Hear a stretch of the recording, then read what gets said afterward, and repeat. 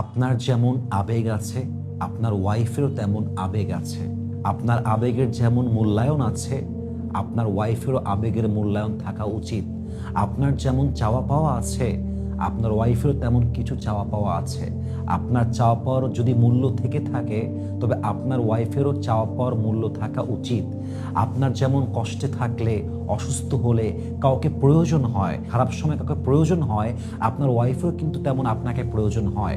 আপনার যেমন বাহিরে ঘুরতে মনে চায়, আপনার ওয়াইফেরও কিন্তু মাঝে মাঝে বাহিরে গিয়ে ঠান্ডা বাতাসে, সবুজ শ্যামল পরিবেশে তারও কিন্তু ঘুরতে মনে চায়, ঠিক কিনা বলেন? আপনার যেমন বন্ধুদের সঙ্গে আড্ডা দিতে মনে চায়, আপনার ওয়াইফেরও মন চায় বান্ধবীর সঙ্গে আড্ডা দিতে। কিন্তু বাস্তবতা হচ্ছে আজকালকার সমাজে একজন স্বামীর আবেগের যে মূল্য আছে, তার কষ্টের যে মূল্য আছে, ওয়াইফের কষ্টের সেই পরিমাণ মূল্য নেই। এবং ওয়াইফের কষ্টের মূল্য তো নেই, ওয়াইফ যে এটা বলবে সে অধিকারটাও কেনা হয়েছে এই কথা বলে যে তুই কথা বললেই তোকে তালাক দেওয়া হবে। বউটা কিছু চাইলেও বলতে পারে না। এটাকে আমি ভুল বললাম না ঠিক বললাম? বলেন তো সবাই। প্রিয় ভাইয়ের আমার, স্বামী জাস্ট ভরণ পোষণ দিলেই স্বামী হওয়া যায় না। জাস্ট টাকা পয়সা দিলেন, বাড়ি দিলেন, খাবার দিলেন, এটার নামই স্বামী নয়। এটা তো মেয়ের বাপও দিয়েছে। আপনাকে আপনার ওয়াইফের জন্য সাপোর্টিভ রোল প্লে করতে হবে, অনেস্ট হতে হবে, যত্নশীল হতে হবে। আপনার ওয়াইফের কখন কি দরকার, কখন যত্ন দরকার, কখন আদর দরকার, কখন ঘোরার দরকার, কখন ভালোবাসার দরকার, আপনি যদি স্বামী হিসেবে বইয়ের প্রত্যেকটা কথা তার বলার পূর্বে বুঝতে পারেন, then you are the real husband. Otherwise just ভরণ পোষণ দিয়ে, জাস্ট খাবার দিয়ে, বাড়ি ইনশিওর করে কিন্তু আসলে প্রকৃতপক্ষে ভালো স্বামী হওয়া যায় না। কথা ভুল বললাম না ঠিক বললাম? বলেন। প্রিয় ভাইয়েরা আমার, মাথায় রাখতে হবে রাসূল করিম সাল্লাল্লাহু আলাইহি ওয়াসাল্লাম পুরো পৃথিবীকে যেমন লিড দিয়েছেন, বউদেরকেও ভালোবেসেছেন। রাষ্ট্রের জন্য যেমন সময় দিয়েছেন, ইসলামের জন্য যেমন সময় দিয়েছেন, বউকেও তিনি এক্স্যাক্টলি সময় দিয়েছেন। তিনি সময়কে বের করে নিয়েছেন।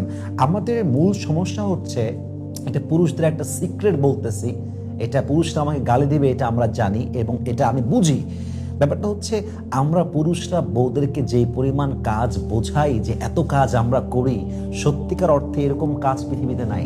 এত কাজ নাই। কিন্তু 24 ঘন্টা একটা মানুষ কাজ করছে, এটা আনবিলিভেবল। আমি যতই কাজ করি, যতই প্রোগ্রাম করি, যতই জার্নি করি, যতই কাজ থাক, দিন শেষে আমার কাছে 5 মিনিট সময় থাকে কল করার জন্য, মেসেজ রিপ্লাই করার জন্য। এই জন্য পুরুষরা যে বোঝায় অনেক কাজ, আমার কাছে 1 মিনিটও সময় নাই, এটা ভুল কথা।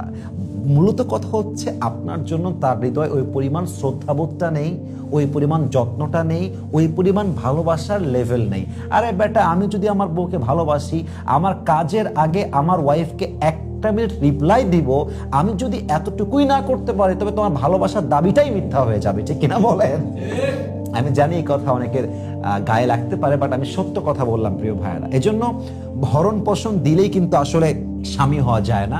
জাস্ট বাড়িতে থাকতে দিলেই স্বামী হওয়া যায় না।